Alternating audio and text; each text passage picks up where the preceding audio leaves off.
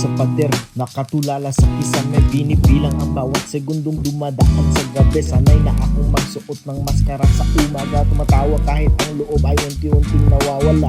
Sinasabing ayos lang kahit na hindi. Nilalamon ng dilim sa sarili bilanggo palagi.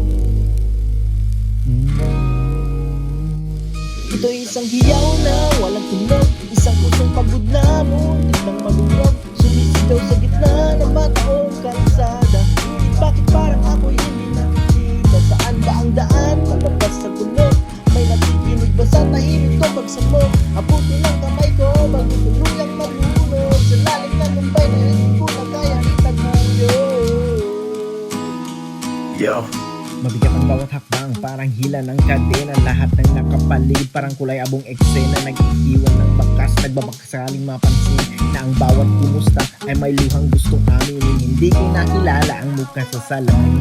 Kailangan ko ng sandigan sa gitna ng dilim.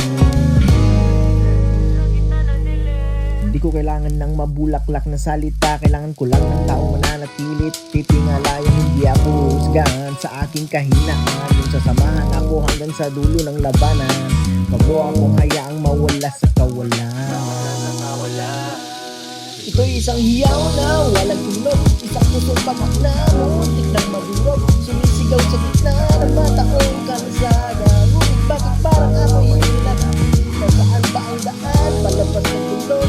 May nakikinig ba sa tahimik ko pagsapot? Abutin ng kamay ko bago tuluyang malunod. Sa lalim na tambay na hindi ko na kaya ang itaguyo. Kayang itaguyo.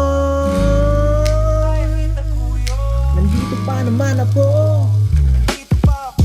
Hinihintay ang liwanag sa dulo ng sipayo. Naririnig mo ba?